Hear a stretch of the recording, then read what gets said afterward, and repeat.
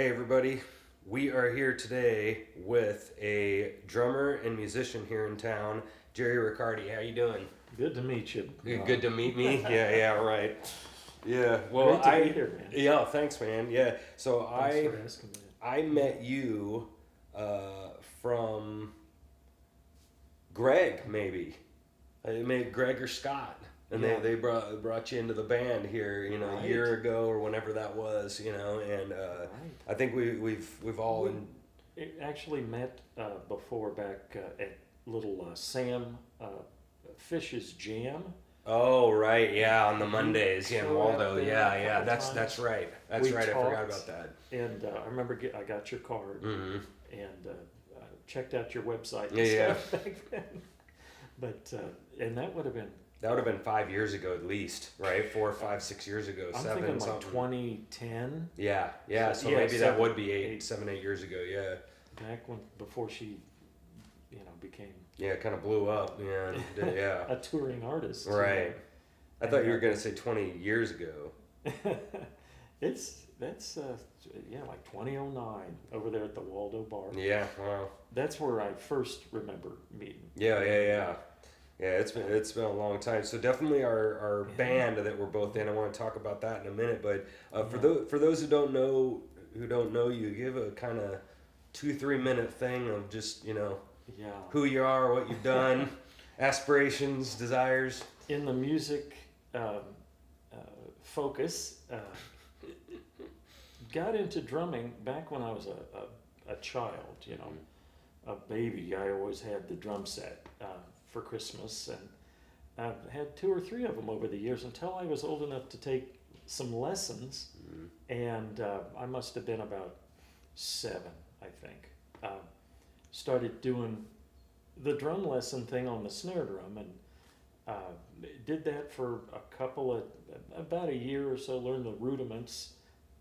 Didn't really enjoy it as much as playing the kit, So, I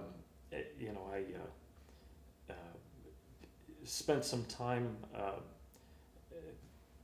doing a little bit of instructional drumming, but got away from it because I was really wanting to learn the drum kit. Mm-hmm. And my mom, being such an accommodating mother, she found a couple of drummers. I ended up taking a few lessons from Tom Plaster, Bree's dad. Yeah. And he was a symphonic drummer, so it was not the drum set again, it was the snare drum. And so I met him, took a couple lessons, and said, man, I really want to learn the drum kit. And long story short, Mom got me hooked up with Tommy Ruskin. Mm-hmm. I was 9 Mm-hmm. or so. Showed me the kit, taught me the beats and the variations on the drum set, and from there I just got completely enthralled in playing. Anything I could get my hands on, the Beatles, all that. So, but what happened is I became an ear drummer. I started playing by ear, and so I didn't pursue drums in a school sense. I took some lessons from Tommy, and he taught me so much in like a couple of years. By the time I was 13, I remember Tommy took off with Marilyn May, and I couldn't take any more lessons from Tommy. He was teaching me so much. What did he teach you? Basically, the proper stance on the kit, how I should hold my hands, in teaching me all the drum beats and the different styles. It gave me the sense of, okay, here's what I'm hearing. What it actually is that's bossa nova. That's this everything from Belgian, to, all the different beats. But then again, I was listening to him. I wasn't really reading. Yeah, sure. like I should have been. I'm sure. Yeah. And Tommy was so cool about that. He put a record on for me and teach me some of the stuff. So I was playing to a lot of records and doing my lessons with him. You know, I'm kind of getting a little more in detail here than you want. No, that's great. Because Tommy's, I mean, he was super well known in town. I mean, for years, you know, and his son we've interviewed on the show. Brian's fantastic, you know, but he's really well known in town and extremely well respected, you know. So I kind of asked you because to me he was way up here because I was only a child at the time, and this was a friend of my parents and played at you know, different places around town, the Playboy Club. For years, and my parents would go to that. Yeah, wow. That was the coolest thing in the world to me. That was would that have been like 80s, 70s, 70s? Yeah, wow. Yeah, late 60s. Yeah, wow. And early 70s, because I think I started playing with Tommy like in 1970. Yeah, wow. 70, 71, 72. And he went with Marilyn, I think, in 73 or 4. And he could not teach anymore. He had a gig. Sure. And okay, that's fine. I was busy in school and doing different things. I never went back to learning drums in a academic setting. Yeah.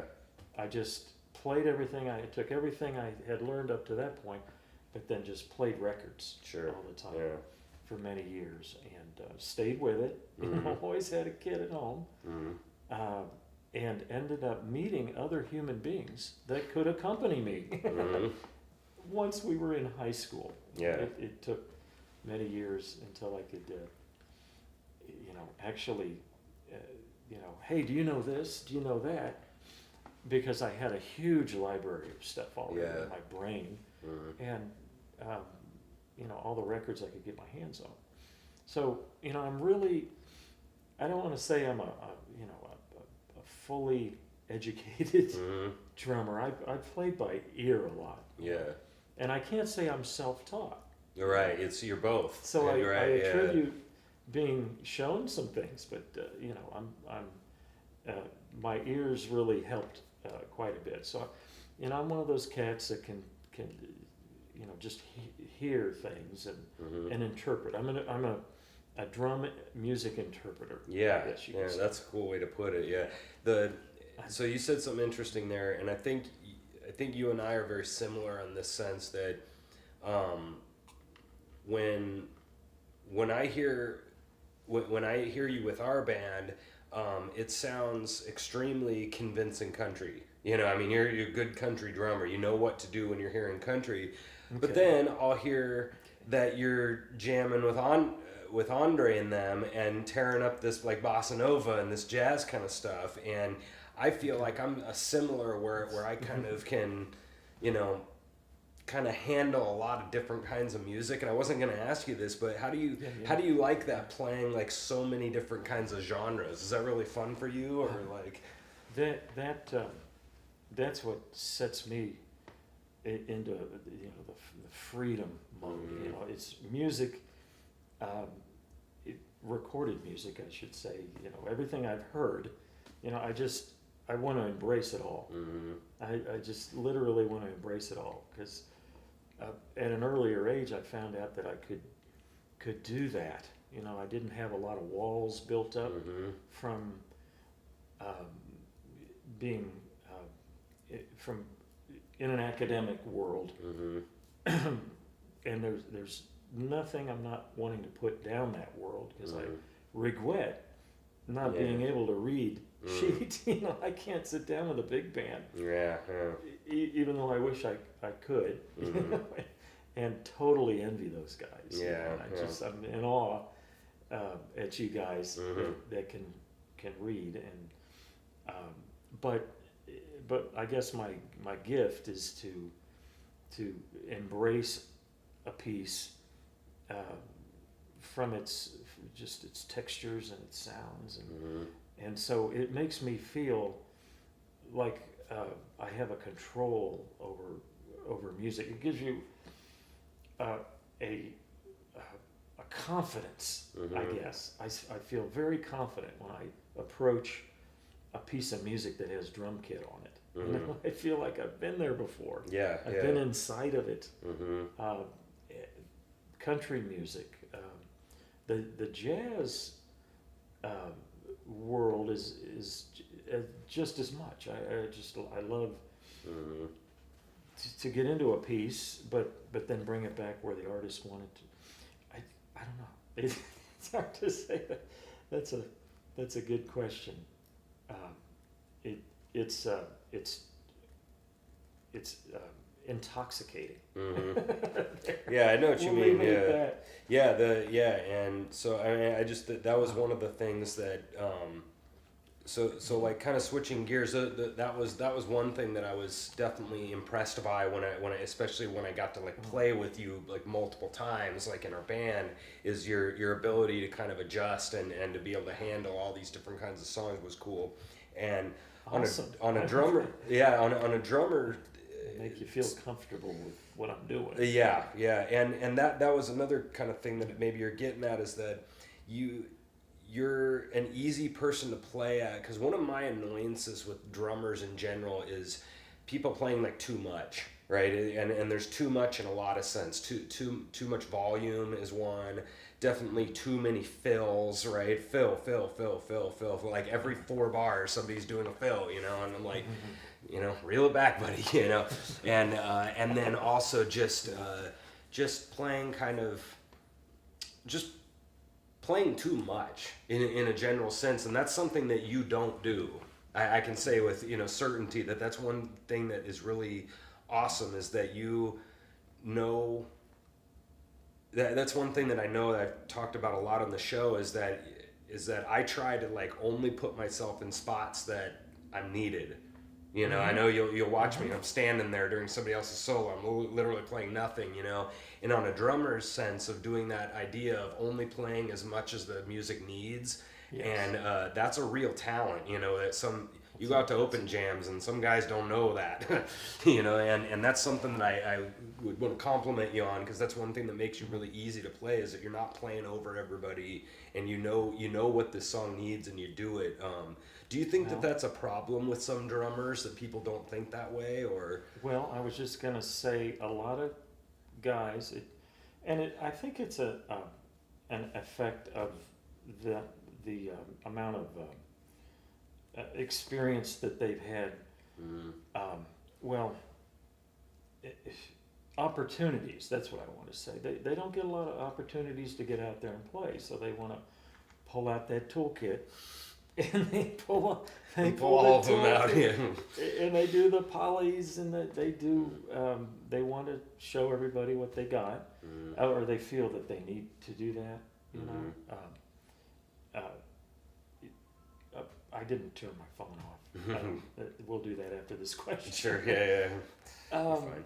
And yeah, you could edit, but they have a need to show what they've got. You know, they don't get out and jam and play as much. In my case, if I'm looking for what the artist originally wanted to have on that record, you know, and what that particular arrangement or piece.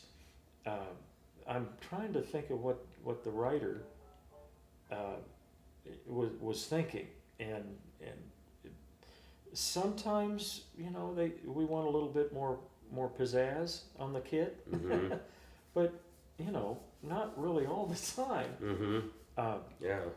But there's a lot of drummers out there that you know, they want to show what they've got, and of course they don't understand dynamics, and that's a experience thing, I think. But then back to my ears, you know, I hear the piece and just dive into it and become part of it, and let that guide me through it. You know, I guess I could read a piece of sheet music and see the, you know, portamenti or you know. You're right, and all the little nuances loud that or is soft. already a already written in there for you instead of you Yeah, deciding. where you can look ahead and go, okay, we got soft coming up. Yeah. I just kind of engulf it. I get into the Mhm. piece I don't know. And maybe that's the actor. And I'm an actor. I'm Mhm. trying to play the part of Mhm. of the piece. Like in our case with the country music, you know, it's easy to feel the focus or the tone. That's the word. Mhm. Whether it's a harsh country song Right. and it's about a drinking guy, or if Yeah. it's a beautiful piece Right. that, you know, like Scotty's. He's a cowboy. Yeah. Yeah. Yeah. That Mhm. one, I was Yeah. thinking the one about. This time. That's it. Yeah. This time. Yeah. That- Yeah. that It's a song. song that And that- Scott Lane wrote. That's yeah. a nice, pretty. Mhm. So you know, I guess I got a feel for the tone of the song. You know, Yeah. The way it should, as far as dynamics go. Sure. A lot of guys don't. You know, they just want to sit there and kick out what they can. Mhm. But you know, it's probably a part of their opportunity to play. They don't get to get out and play Mhm. a lot, so you know, this is their chance to shine. So show what they can do. Yeah. You know, that's what I think most of the time is Mhm. a situation. I'm real. Here's another thing. I'm real down on show-offs. Mhm. You know, I'm real And that's down kind of on where it. I'm getting at. Yeah, is what I was maybe meaning to say is that Kinda is that down on they people that- you. So I know that when I try to look at a piece, you know, there's different mentalities. There's a me show off, right? And then there's a if our group looks good, then I look good. You know, if I play only when I need and everybody else is playing only when we need, the song's gonna sound really good. You know, and when we're all doing our role, then Yes. everything is great. And then but then when this guy, you know, is filling every 4 seconds and is playing, you know, a 10 and he needs to be playing a 4, you know, like dynamic wise, you know, he's not doing his role right now. And that's when we need to understand, I think, as musicians, of understanding what your role is and then playing your role. But it's the people that don't care about that. You know, and that's where I would maybe disagree, that if they don't get to play that much, I would wonder if there's some people that literally can't hear it, or they don't know, you know, they don't have, I call it the what was the word I used? The cluelessness. That you know, what do you think about that? Do you think there's maybe some truth to the clueless part? Absolutely. Yeah. I just didn't want to go there. Oh, I will. I was trying to be as Don't do diplomatic that. Don't do about- that. because yeah, You gotta there's a just- lot of there's that lack of knowing what they should be doing, Mhm. and you know, not really caring, Mhm. and you know, you get that in a certain style, a genre of music more than other. Which ones are those, genres. Jerry? And it's I'll tell you. know, and it's a kind of a common stereotype that Don't be shy. Say it. Which genres typically have that? I'll say it. it's in the world of classical. No, but I'll it's just say it. I think that I there's- don't wanna be there's- too revealing. well, I'll say it because I think That's I call it kind of in the world of like etiquette, sort of. You know, that's one element of what we're trying to get at, and then there's the other part of just knowing knowing what kind of dynamics I need for the song, what kind of tone I need, and then there's the whole etiquette part of what do you do during somebody else's solo and cueing and all that kind of cluelessness. It goes under the umbrella of cluelessness, I think. And I would argue that, of course, Totally. there's some blues guys in the world in our town that are really good with the etiquette. Dave Hayes is one. Paul Greenlease. You know, those guys are very good at cueing. They know how to bring it down, pull it up. That's but interesting. In blues, that's a very disciplined.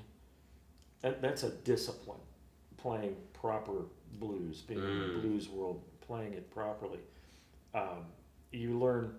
It's such a simple structure of music that, of course, for good reason, so we can get more people to sit in and be able to right. accompany us. It's a wonderful style of music that it allowed many different great musicians to be part and play together without having to rehearse. Right. It's more of a get together type of a jam style of music, but it, understanding and respecting what goes on during a blues tune is paramount. I mean, Yeah. you're talking about the understanding of the relationship between the drummer and the singer, and the drummer and the bass. Of course, that's true in any music, but dynamics is so important in blues, because there's really not a lot of note virtuosity Right. happening, and that wasn't designed for that. It was getting into the history and the purpose of blues music is another discussion we could have. Yeah, but that's a good point, because that's kind of, because with jazz and classical, like, we, especially for us notey players, that we're having to deal with like 8,000 notes. Yeah, like that's part of the classical thing, is notes. I mean, that's why a lot of classical musicians aren't as good at rhythm in they don't have a pocket like the jazz guys do, and some of the blues guys do, is because we have to be obsessed with notes, because there's like 8,000 of them. In the next 5 minutes there's going to be 8,000 notes, and so but when you get to blues, there's less notes and rhythm to deal with, so you're now dealing with the texture and the dynamics and stuff, and that's the, like, maybe the only thing you got to make it interesting, sort of, or is that is that what you're meaning? Yeah, that's exactly what I'm saying. Now, depending, there's a wide range of styles of blues. There's your fancier, more of a jazzy tinge style, which is indicative of the old Kansas City riffing cats, and the bassy, maybe, right? And instrumental blues, Charlie Parker, to where you have to interpret a blues structure with instruments. So you're talking notes there. You're gonna really have to work your instrument. Well, most blues is not. It's storytelling. It's 1-4-5 structure. It's not real intricate structure stuff. And drummer dropping chord changes. Look at you. No, I'm just kidding. And you're talking, most of the blues that you play, especially at a jam or something, but most blues is a story, and you've got two verses, and then a solo, and then back to a verse, and it's a story, and it's 4 minutes or however long, and to portray that story that you've heard it a million times over, 1 to the 4, and back to the 1. It's basic blues structure. So you only have this much to work with. So what do you do with that? You color it with texture, and with your dynamic. And I've seen some great bands that are just and good local bands that apply dynamic very well. But yeah, blues, that's like everything. Is the dynamic, right? When to bring it up and when to bring it down, and if you have a good front person, a lot of blues has that one single person up front portraying the story to the audience, the singer, and usually a guitarist or harp player. They can control that and know when to tell everyone to bring it down and bring it up, and that's wonderful to work with somebody like that. For me, to work with a bass player that is in touch with that. Yes. Is wonderful. I've worked with Rich just recently, Mm-hmm. and he's really good at that, working with me and giving me the eye, and that way we know that we are going to change the dynamic here in a second. Yeah. And we're going to bring it down, and we're going to do this, and we're going to do that.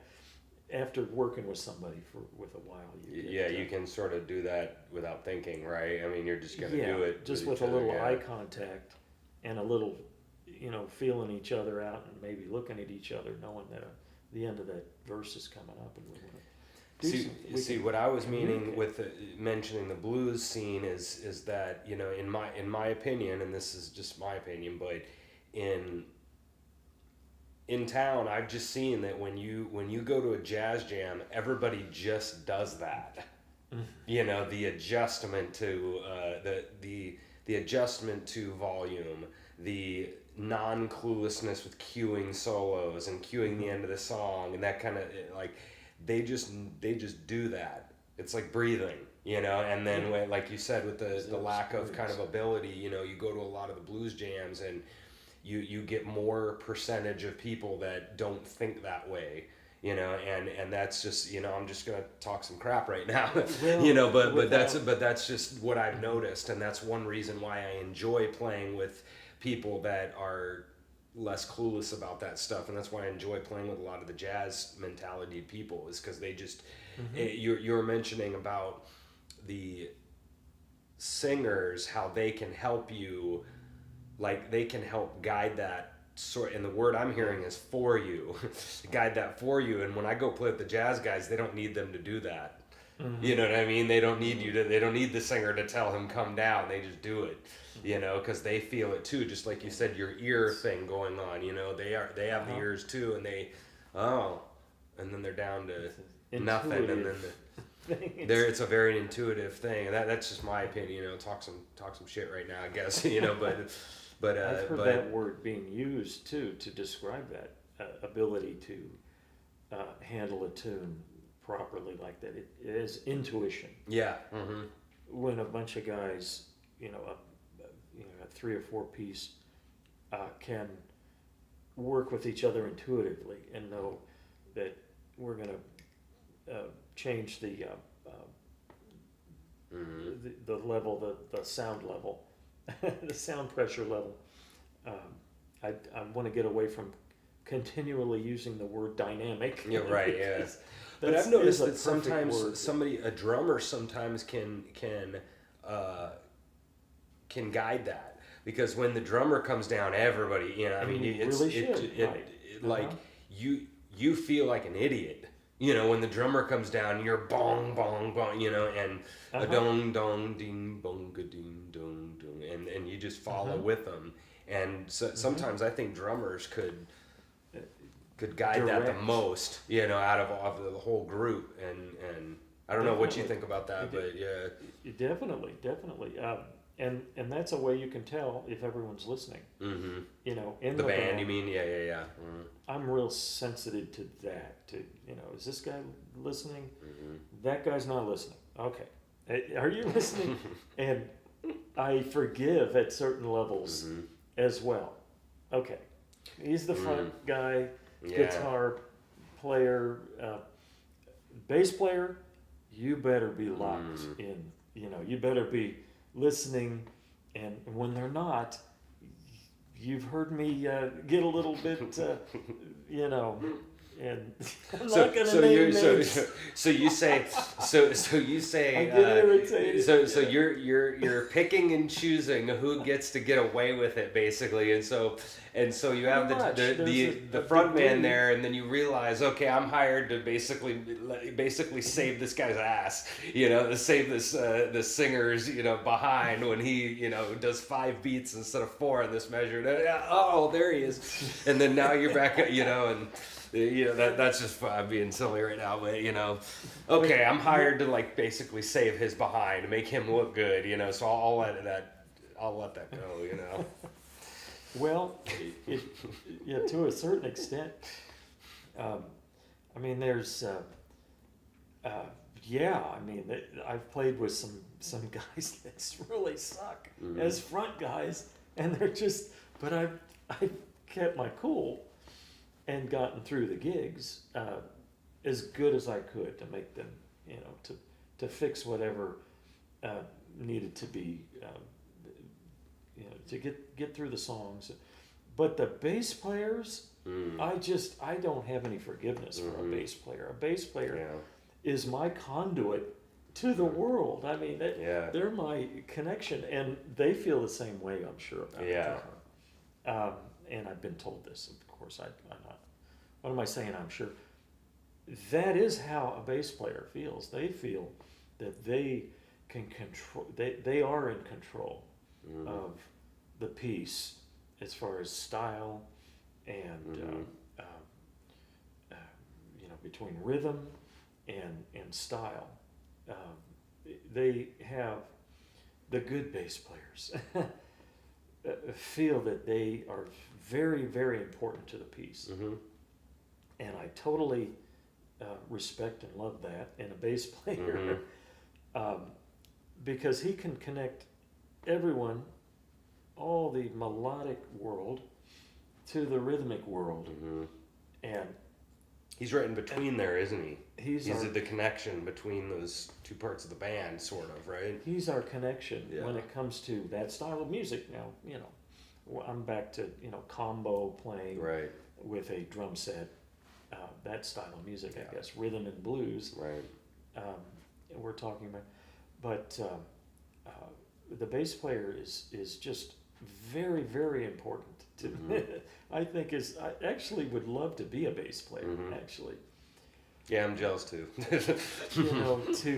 Because I've got an ear for music, like I was telling you.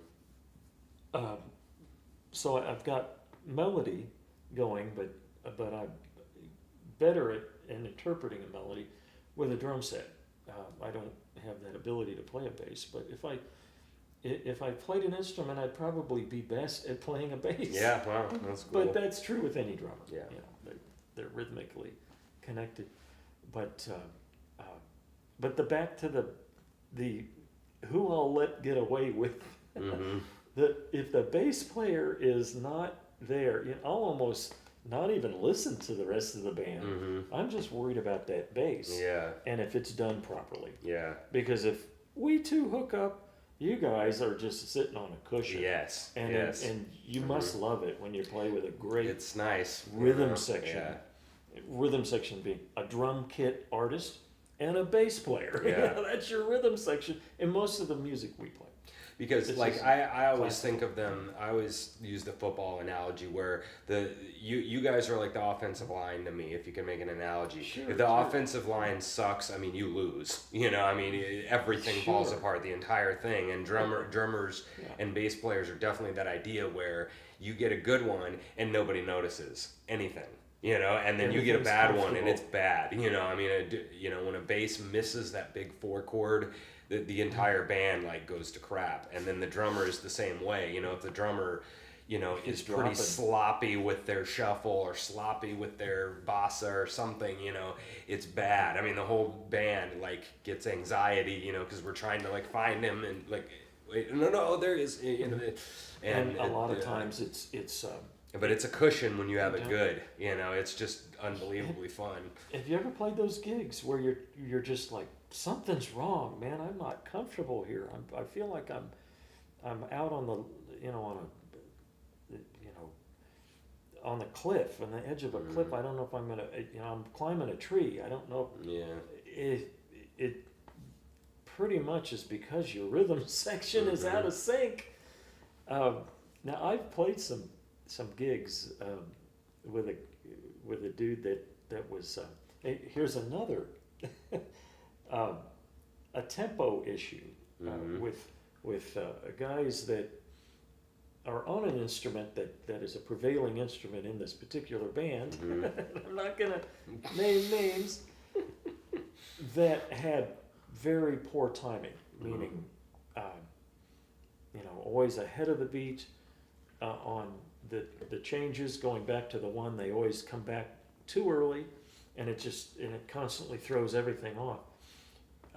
that to me becomes super uncomfortable, and I start wondering what's going on, and just trying to find the feel. And a good experienced drummer will play through that.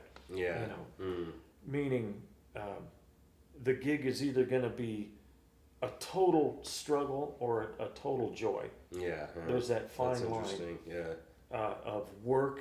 You know, I've done gigs that got to the end of them, and I'm just wore out. Yeah. I'm wore out because of You're that. finding him, so you're just constantly finding him, or like Pretty much trying to block them out. yeah, trying to and barrel through. Yeah.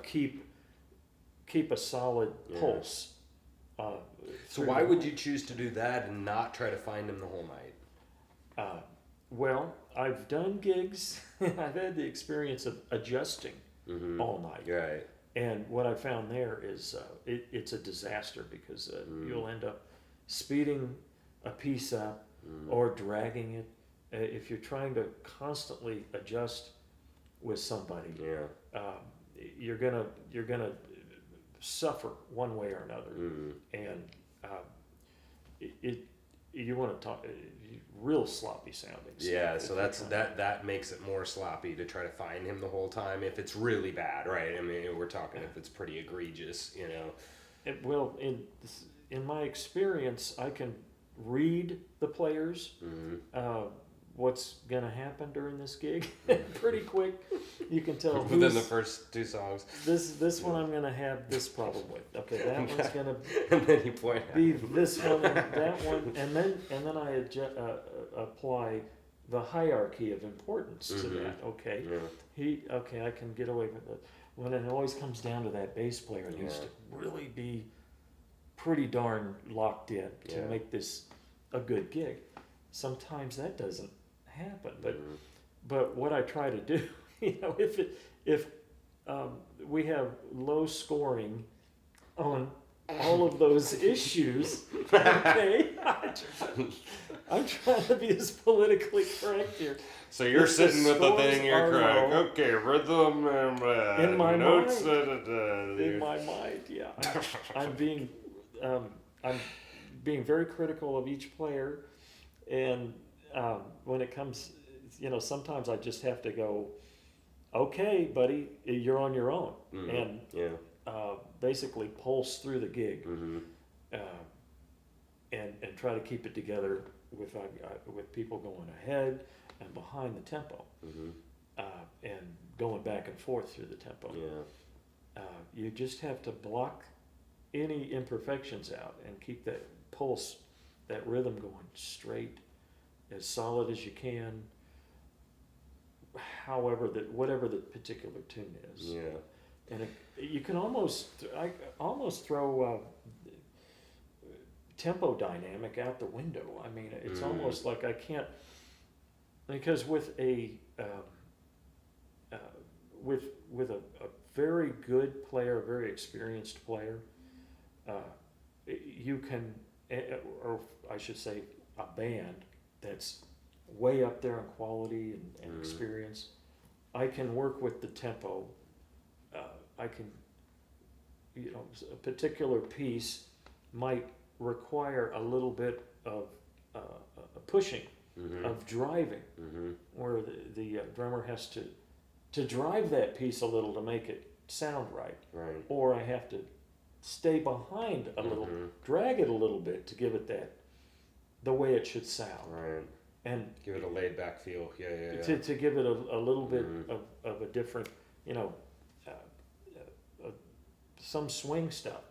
I want to let that bass player kind of get ahead of me a little bit, so I'll let him play, and then I'll play just slightly behind him. You know, it's a you know, I keep using my hand like that's all right. Right in the center is you're playing just straight time, but sometimes you want a different feel, so you play slightly behind the beat, or slightly in front of the beat. And you're doing that on purpose, you know, you're not Absolutely accident. Conscious of that. Yeah, conscious, That, which, you know, you could take semesters in college to learn where to put the beat on stuff. It's just really an experience. thing. You know, on that topic with the who is driving this, so set aside the times when you're like fighting the guy, you know, set aside the times when we have the ideal of what you would want in a band. I heard you've probably heard of Jack DeJohnette, right? I mean, he's a real famous drummer with Miles and tons of people. And Sure. Dave Holland, another famous bass player, jazz guy, they did this Miles Electric DVD. It was a documentary on all the fusion stuff in the 70s, and Jack and Dave Holland both played on it.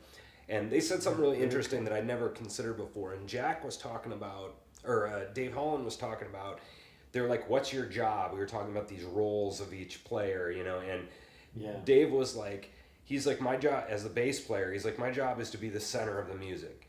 He's like, I'm really the actual center of this whole thing right now. And they were doing kind of stuff that's like, because it was real jammy kind of stuff on Mile. And I think he was meaning in bass in general, but I think he was specifically talking about that fusion stuff. And they were doing like kind of stuff like boom, boom, boom, boom, boom, boom. And everybody's doing the crazy swirl around, trippy stuff. But he's really the core, and funk is a perfect example. I mean, funk has a huge bass riff, and everybody is just doing stuff, you know, around them. Sure. And I thought that was so interesting because then they immediately went, they went immediately over to Jack DeJohnette, and they go, so what's the role of the drummer? And he basically, in so many words, say not to be the center. You know, and I thought that was really interesting because I always thought the drums at that time, were the kind of center and everybody was around them. He's like, no. He's like, the drummer is meant to, in his eyes, the drummer was meant to kind of embellish the groove and to help the groove along, not to be everybody's metronome for them. You know, it was kind of what he was implying. What do you think about that? Okay. I mean, do you agree with that or like? Well, Jack was probably just talking about fusion style music. Maybe, yeah.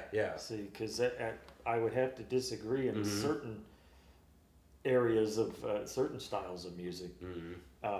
The drummer is like the king. You know, you want to be that timekeeper. That four on the floor.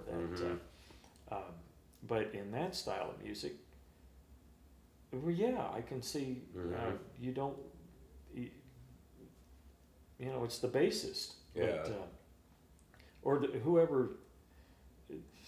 I don't know. Yeah, I thought that was interesting. I thought that was an interesting way because I'd never considered that before. And I guess where I was coming with that idea is, as a teacher, you know, reminding my students of we have that click track going on, and then they have to sit there. And they fall apart unless they have that clicking for them, you know. And then, you know, and we're trying to teach the kids, don't use that, you know. Have it in your own head, you know. So we don't need a drummer to do that for you. You know, you have the internal pulse, and you have it, you know. So that's kind of how I took it, I guess, is that you have to have your own. It has to be the right pulse, you know. It can't be you can't just choose whatever pulse and then the band's doing something else. But that's how I kind of took that, is that, you know, he was saying like that my job is to help it along instead of be your guys' metronome for you, you know, because you guys suck and I have good rhythm and you guys suck, you know. It's like, you know, I think that's maybe more of what he meant, you know, but I'm paraphrasing because you didn't hear him say it, but I don't know. I always thought that was really interesting, but when me and Scott do the girl from Oklahoma, I mean, who's rhythming that right now? I mean, right? Nobody. Doom, doom, you know. So it's hard to argue that, you know, when you're sitting there with a big bass drum, you know, keeping us there, obviously. You know, what I said a minute ago, you know, that might not be exactly what I'm trying to say. But there's an interesting point. The drummer, you want, you know, when I'm talking about a bassist and then me trying to play in front or behind a beat, if I do that, and everybody's following me, then that's gonna, if I play behind the beat, everybody's gonna play behind the beat. No, I don't want that. Right. You want independence. Yeah. You want independence out there, but comfortable independence. Mhm. I don't want to be. So that does agree with Jack. You're right. Yeah. No. Yeah. In that respect, because you're going to have to. You don't want everybody just locking into me, because then I can't do anything to adjust the tune. Right. So there And like I said, we're talking ideally. We're not talking those moments where you're fighting the bass player, and you're plowing through on purpose. That's a totally different scenario, like you were talking about a minute ago, right? Because you're plowing through and you're doing this on purpose. You are going to follow me or be left in the dust because you're sucking so bad, and we need to keep this on purpose. But then with Miles and Jack and those guys are pros. I mean, they're of experience and virtuosity. Compared to amateurs, sure, it's different. Have different goals in mind. They are up there for different purposes, and they don't really put a lot of emphasis on their instruments. Right. And those are the ones that I have problems. Yeah, it's very difficult. They're concentrated on the singing, not necessarily their playing their instrument. Yeah, they just want to that. And I know that they're not. I could tell if these players are listening to me or not. Yeah. And there's bands that I play with that I know that bass player is not listening to me, because he's up there on the stage left, and he hasn't even looked at me all night. So I guess he's winging it, or has really good ears, or my drum set is really loud that he can hear me way over there. Hearing you back in is. Because hopefully. I know this guy isn't even on the same page as me, and that is important for a player, a band, to be in touch with each other, to make communication, to make contact with each of the players, especially the bass and to the drummer. I want to have communication with that person. The ultimate being, set your bass amp right there, and you sit over by my hi-hat so we can converse all night. I'm not going to get that. Certain stages do not That's allow the ideal, that situation, because we're on a festival stage, and the bass player has, there's certain physical requirements of the stage, but still, he can be, the great bass players are the ones that keep in contact with me and communicate with me. Throughout the show, and the other artists too. And that's me. We're kind of running. We're getting towards the end here, but like that's maybe the last thing we'll talk about is that if you have, because I was asking one guy, I can't remember who I was interviewing, but I was asking him kind of what are the deal breakers, in a band, because there's all sorts of stuff that's crappy and dumb and whatever, and. For me, it's like lots of people make things deal breakers, maybe unfairly, So one example of this is like we have a 40-song set list, and I don't like 2 of them.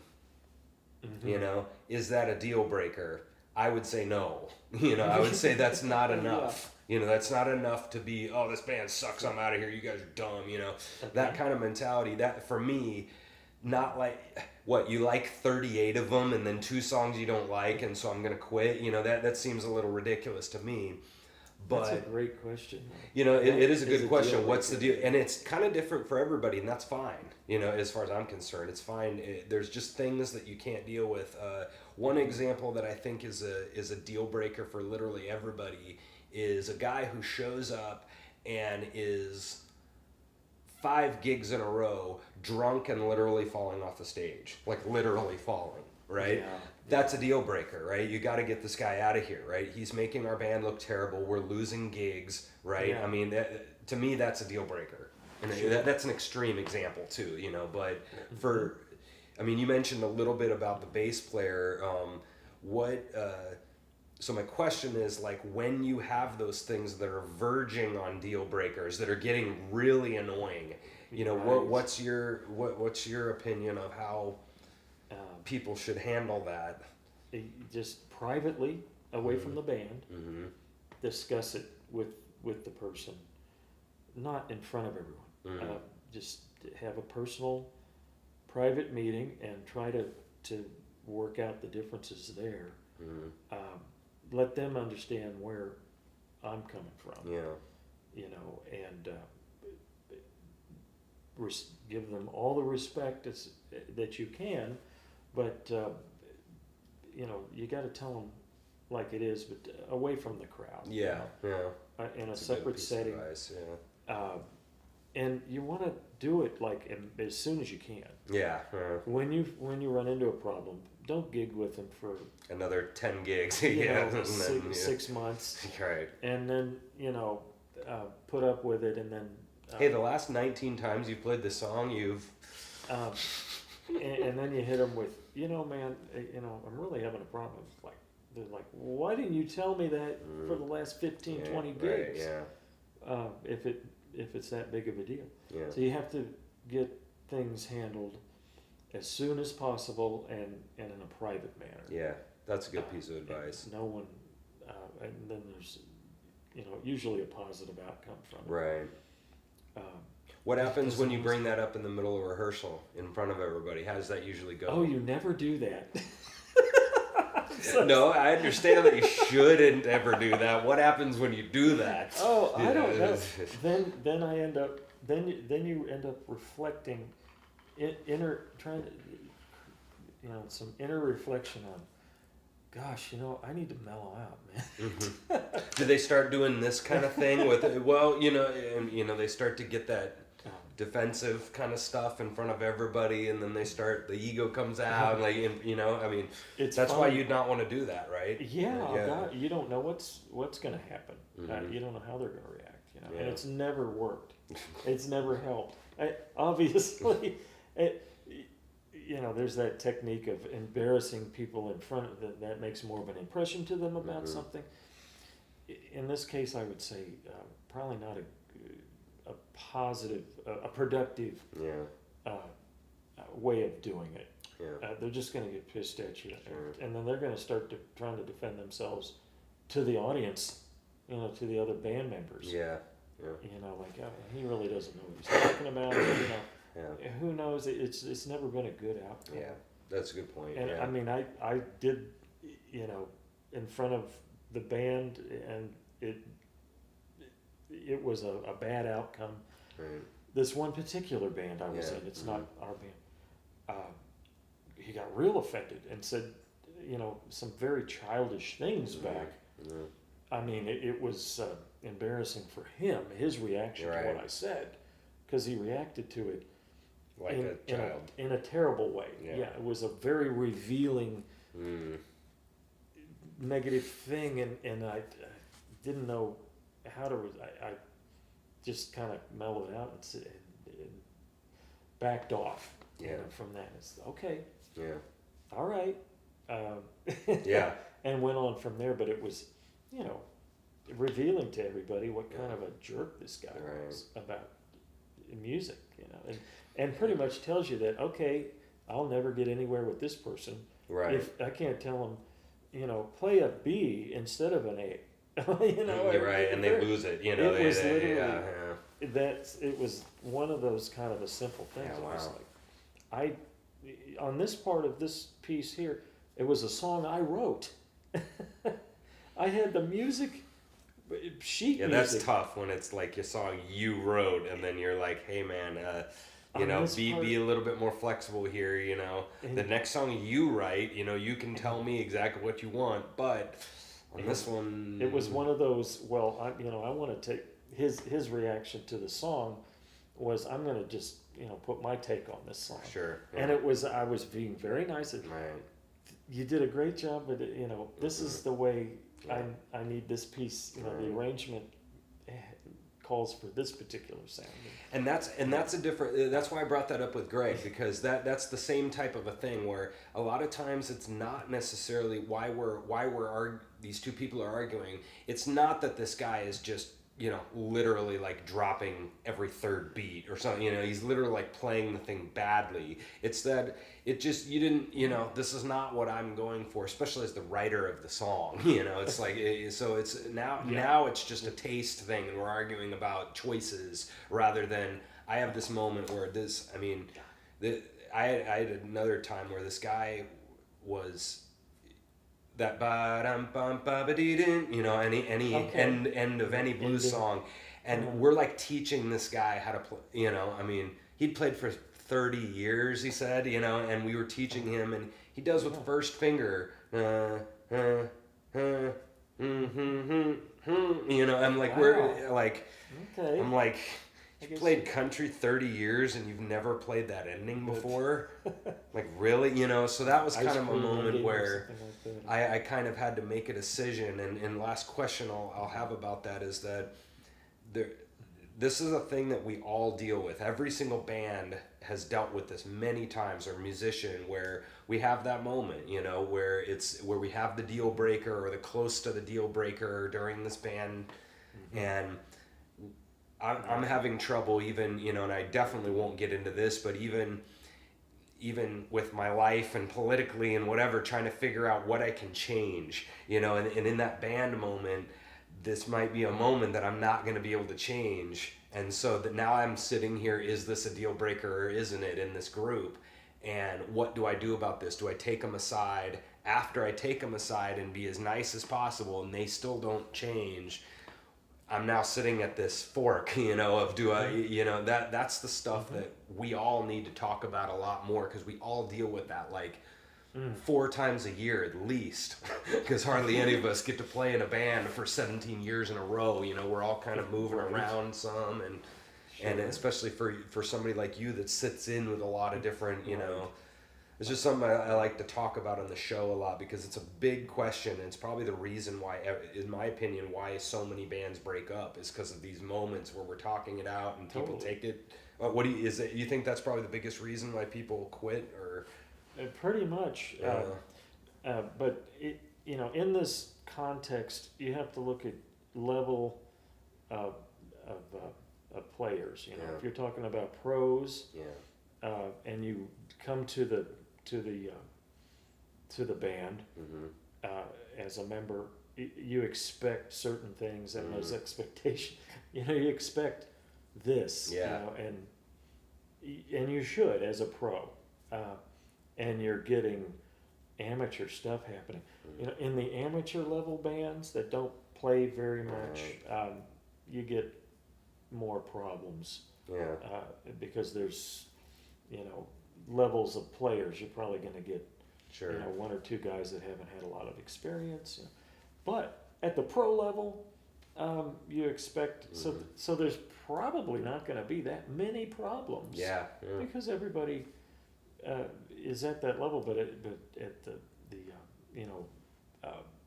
amateur, So then that's now. not the word. Yeah, I guess. but now that gets back to another question. Okay, let's say for sake of argument that you've had 4 experiences in a row like that, right? Where you're With a kind of particular band. with a amateur type band.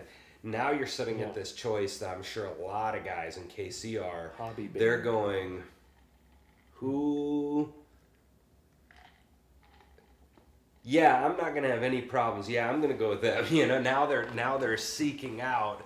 I'm basically only gonna play with non-amateur, and so now they're, that's how they get over that problem for the future, right? Right. They don't put themselves in that situation as much as possible. They go play with a Brian Ruskin, or they go play with a Scotty McBee, or or Dave Hayes and Paul Greenlease, the guys that, know what they're doing and they're not gonna do this stuff.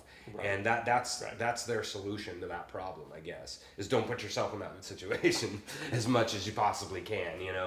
Yes. Yeah. that instead is, of getting into a band and then going all tyrannical on them. You need to do this. You guys suck. You need to shape up, and then the bass player needs to, Yeah.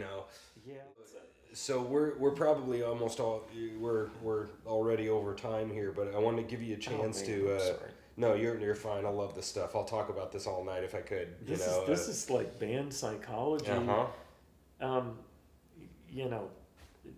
The way I've been dealing with bands, but This is important stuff. That's why I want to do the show. This is stuff that I don't think a lot of people, even people that I talk to at jams, we sit here and do this, all the time. And me and you have done this, a lot already, Sure. and just talking about stuff like this. But the one riding story, back from the gig in the van and stuff, yeah. And so the one that I wanted you, the last one I wanted you to share is you were talking a little bit about your IBC experience, getting to play with.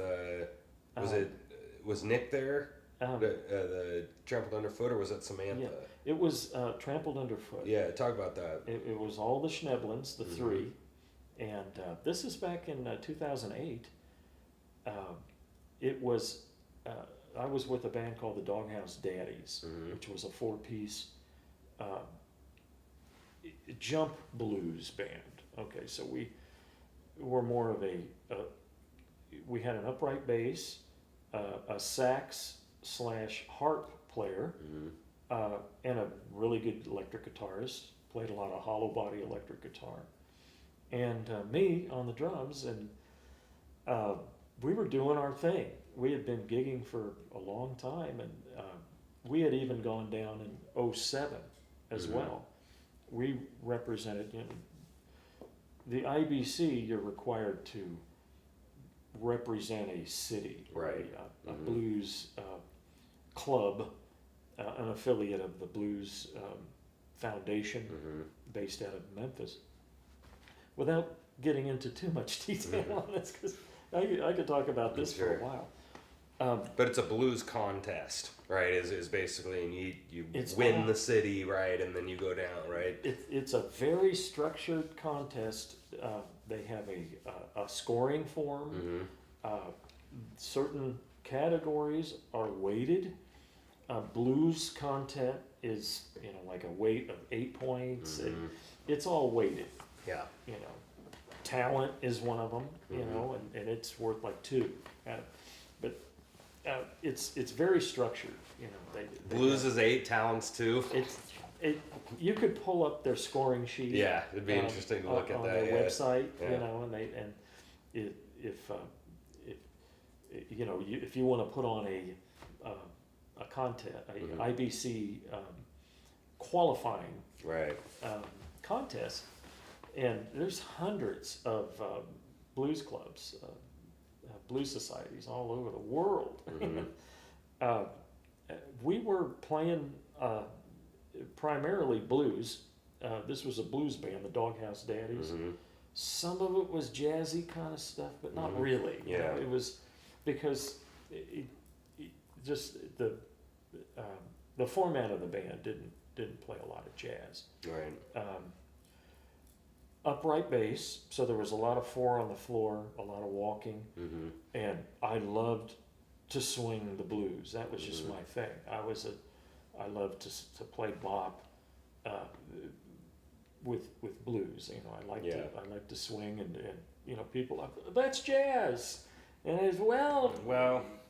Okay, it's kind of it's a jazzy approach to blues, but the music we sang was post-war jump blues, and West Coast blues was a lot of people call it that because of their style.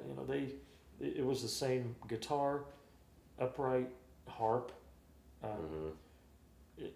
but anyway, we were see on a tangent. That's one of the things that drives me nuts is when these blues guys tell me that these jazz guys aren't playing real blues. I'm like, oh please, I don't know if you've heard that before. Somebody say that these jazz guys, they don't play real blues. I'm like, that's really? a whole conversation. I know that's a whole other conversation. But anyway, that's one thing that I totally agree with your idea there is that we deserve to be in this contest right now. Yeah. Bluesy. Yeah. Right? It just drives me nuts when people say that. We were playing this style of blues. Yes. And it's called jump blues, post-war era blues. Exactly. Which were indicative of funny stories, funny. They're a lighter look at life's goofy things that create blues in our lives. And it's a basically just a more funnier approach to it. We don't take ourselves seriously in this music, but also with a lot peppier beat to it. There's all the riffing there is in blues music. There was usually 2 guitar solos, one sax solo, and 2-3 verses of singing. Sometimes, I would do a little part in there. Mm.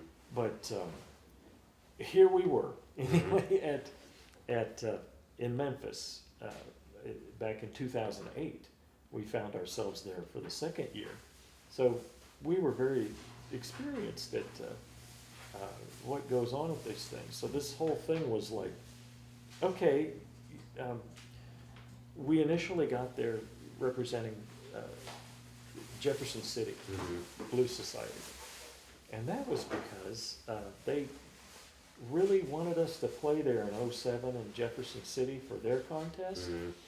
But we had already won the Lake of the Ozarks Blues Society's contest. Yeah.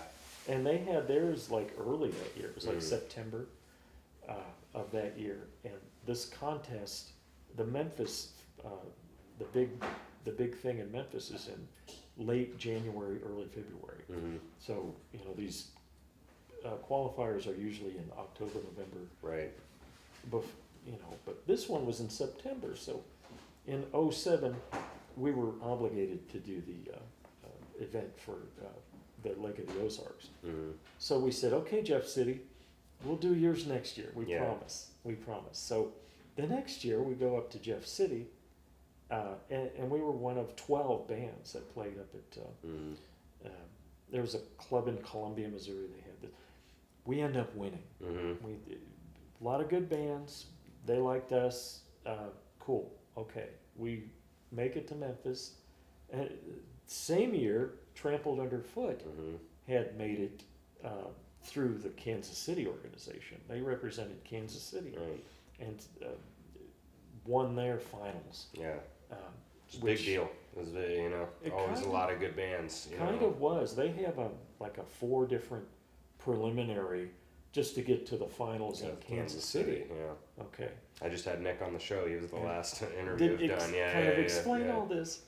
As a matter of fact, that year we went to Columbia and did the Jefferson City contest. But the week before that, we said we'll do the Blaney's one here in Kansas City, just so we could be part of that too. We ended up winning that preliminary round. Okay, so out of 4 preliminaries to go to the Kansas City finals, we won one of them. So we were going to go to the finals in Kansas City, and we would have competed against Trampled Underfoot. Yeah. So we had won, but then the next weekend we had the obligation. We said we were going to do the contest in Jeff City, in Columbia for Jeff City. So we go in there, okay, we're here, we just blew through our thing. Well, we end up winning it. Yeah. We end up winning the darn thing. And it's a guaranteed trip down there because it's only a 1-day contest in Columbia. Whereas here, we would have still had one more obstacle. Right. So we took a vote. We said, I guess we better, since we're guaranteed this one. At the time, we had no idea who was going to be in the finals in Kansas City. Yeah.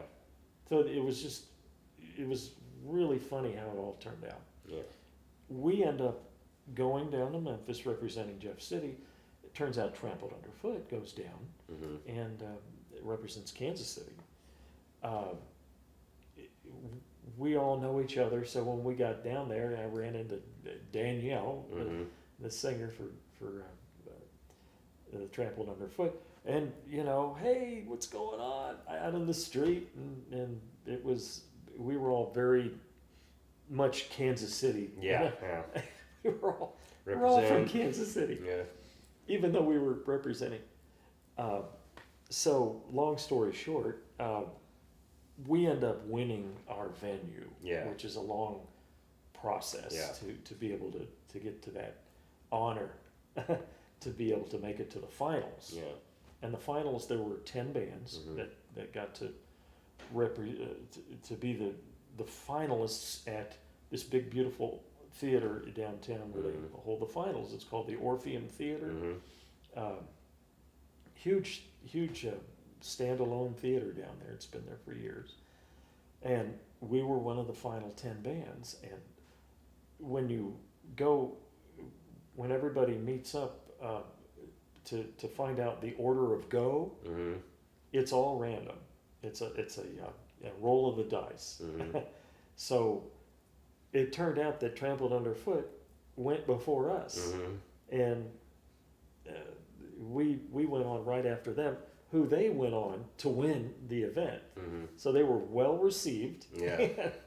And then we have to go up and do our thing, Mm-hmm. right after that, and it was like, oh my gosh. So you said before we started talking is that you were kind of sitting there as a fan, right? I mean, and you're watching as a fan, and then you're like, oh right, yeah, we have to like play. It was right. Yeah. completely that, because I'm a big fan of Sure. Trample Underfoot. I love Danielle and Mhm. Nick and Chris, And Chris, yeah. the drummer, and we're in the side of the stage, Mhm. watching the band, and watching all the other bands. We were like 5th and 6th Mhm. order of go, I think it was. So we had to sit through, some Pretty good bands, some probably. stuff. Yeah. and hanging out backstage and just Mhm. being musicians waiting to go on stage. Yeah. And the kids went on, You mean like? and so we're Four shots. heavily into. No, I'm just kidding. and Being there was- musicians. There was none of that. And Not that day. You gotta the- be on point. Yeah. These kids did a great show, and I've seen them play many times. And Danielle is walking off stage in her high heels and in her dress and looking like $1 million Mhm. with her electric bass, and she walks off, and I give her a big hug right Mhm. as she's walking off, and it was like, oh, okay. Yeah. Right. And we didn't even have what's his name? Billy Moreland. Bill Oh. Moreland, the upright bass player, threw down a list and then just wrote 4 different copies of the list in a set list. And said, we'll do the same one we did. That's how it all went down. It was all very nonchalant Sure. for us, because we had been playing together for 2 or 3 years by Yeah. then. So it was just like Had it down. we Yeah. were just going through the motions and having fun and absorbing it and just having a blast and Yeah, enjoying that's the great. whole scene. Yeah. And we got out there and did our thing, and I didn't. I had. You're supposed to bring your own cymbals and your own equipment Yeah. to an extent, and they had the shells and everything out there. And I found out that they were going before us, so I said, "Hey, Chris, do you mind if I use your cymbals, man? Just leave them out there." He's, "Oh, no problem." That's the kind of stuff we Yeah. would do. Yeah, that's fun. And sure, man. And so Chris gets off the stage after I'm through with Danielle and Nick, and Chris is the last one off the stage. He comes over and he says, "Man, I'm so sorry. The hi-hat clutch is not big enough. His is too big. It doesn't tighten. So there's no hi-hat. The clutch doesn't grab the clutch, the rod. I'm Yeah. sorry. It didn't. The hi-hat doesn't work, man. And I don't know what's wrong with the ride cymbal either." So those kids did their whole set with a hi-hat that didn't work, and I didn't know what was wrong. So I'm up there, 1,000 people. You're given 10 minutes to set up between bands. I mean, you're given like literally 10 minutes. Yeah. So I'm up there, in my outfit and everything, and just acting like nothing's wrong, and okay, trying to double check that hi-hat. Okay, what's wrong with the ride cymbal? What is he saying? And I'm looking at it, and I'm on a drum riser, and there's 6 judges. Yeah. Wow. This is a very tense situation, You're right, and I'm just trying to figure this drum set out without making it look like I mean, I can't believe they left that. Right. I mean, I can't believe they. the clutch was not the right size. How did they let that happen? I mean, that just seems like unbelievable that they at a big contest like that they would allow. somebody wouldn't have brought up another hi-hat or stand had a something. second, right, a Yeah, second or hi-hat something. assembly, because Yeah. why wouldn't this clutch, and it was something to do with the tightening screw in the darn At thing. that place, I thought, how nobody could that else had a not- hi-hat. Well, you're not You know what I any mean? time. There was no time to do it. See, Yeah, that's the man, I problem. can't. Yeah, during a set, somebody didn't.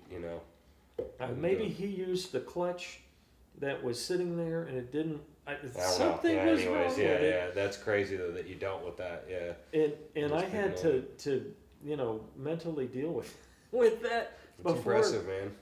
the song before the set start. That wasn't as much of the problem as what was wrong with the ride cymbal that Chris was telling me. The ride cymbal had fallen down on the floor tom, so it was sitting like that during their whole set. And fortunately, I got under there and found out it was just a loose Oh yeah. bolt Yeah. up here, and so I felt good. Got that. That's at least fixed. Yeah, yeah. I got that done. And our first tune was an original tune that I wrote and arranged and wrote the lyrics. And it's a song called Mo Blues, which is kind of a cross between Ellington meets Goodman meets this thing started out on the floor tom, okay, with kind of the old sing sing sing thing. So we're talking Boom, ba-doom, doom, boom, ba-doom, boom, boom, doom, doom. Yeah. and that's all it started out. That's all you hear for one measure, Yeah. and then the hi-hat kicks in. Okay, I mean it's crucial to the I'm very particular. And you're having to deal with this. And so I'm still down here on the floor tom kick, no hi-hat. So it's no hi-hat, then measure with the hi-hat kick and floor Yeah. tom, and then the bass comes in. Right. And so I wasn't thinking of that when we started this thing out. And again, this isn't blues. I mean, Right. this is a jazz tune. Right. And it was like a swing jazz tune. Yeah. Wow. And so I'm doing my thing, and no hi-hat backbeat. So you're supposed to hear that Yeah. in the background. It was crucial. And the I mean, bass player's waiting for it. and Right. Yeah. and then he comes in on time. Yeah. And so that was a funny, quirky start to our set. Yeah. Wow. And we played a nice set. There's a couple of drum solos in it, and we did okay. It got done. We didn't win, but Nick Schneblin and those guys. Nick even won. They have a separate award for the guitar. They call it the Albert King Award, Yeah. and that's best blues guitarist, That's something instrumentalist else. guitar. They even have a best blues instrumentalist harp Yeah.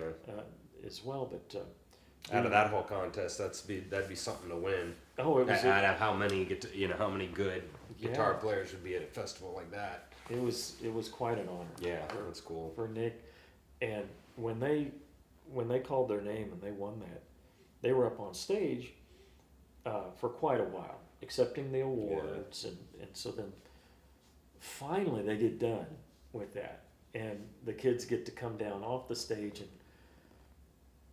we all walked down to the front of the stage, and Nick came off the stage and grabbed me, and we were walking over to the group of Kansas City constituency Right. and all the fans, and it was, I'll never forget this too. I felt like, I was hugging Nick as a fellow friend Yeah. and musician and congratulating him. He didn't let go of me, man. It was wild, and I felt like, man, this is your moment. This is your moment, man. You don't want me in the pictures too, Right. And it was a funny feeling I had, because I was so happy for them, but I felt like I shouldn't, be, Maybe he has this weird thing, and you know, It he was kind so of did sweet this. of him. Yeah, that's cool. I mean, he kind of had Clued that me same into thing it. on the show when, you know, and he kind of said, you know, and then we ended up winning the thing, and then and I'm like, you just said that under your breath just now, you know, like the way he described it during the interview that we had was really funny, and I kind of called him out on it. I'm like, that was really under your breath right now, you know, like, and maybe we that win the maybe thing. yeah, and not that he expected to, but it was just like he looked at it. It's just the his attitude towards it, and maybe that's kind of what you're saying, where we all like to be on stage, but that's like too much. You know, it's like the, you know, I don't Yeah. I don't know if I like it's like I love being on stage. I don't know about getting off stage and there's like, you know, I'm getting like a ridiculous amount of attention. You know, and like that's just, you know, I don't know about that. That's too much. You know, maybe he was feeling something like that, which is why he was like, don't let me go over there, you know, kind of way, still holding you. I don't know. You know, it's hard to say. I don't. He was embarrassed, a little bit embarrassed by the attention or something. I don't know. And at the time, we were, we had been gigging the same circuit, Mm-hmm. so we were all just family Yeah, sure.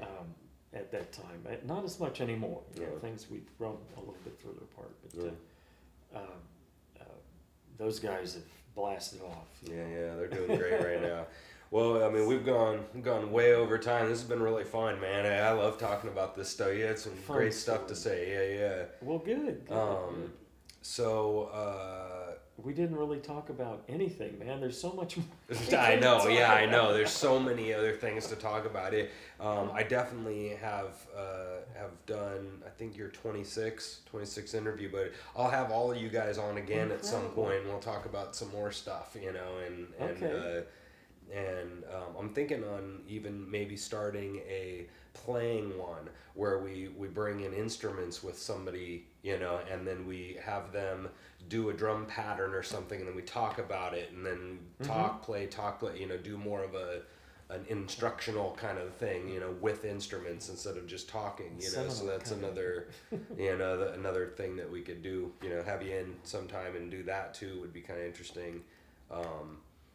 But anyway, this has been Jerry Riccardi, and thanks for coming in and talking, man. Oh, you bet. Yeah. Anytime. Yeah, it's always fun to play with you in the band. And we the big thing that I think all of us know is musically we know you're gonna be there. You know, like while we're playing, you know, we know you're gonna be there, and we know your parts are always gonna be good, and you're always gonna be listening. You know, so I know I can speak for the band and say, you know, we enjoy playing with you in the band. So, but there you go. I'm successful then Mhm. in your Yeah. band of Mhm. making you guys feel comfortable Yeah.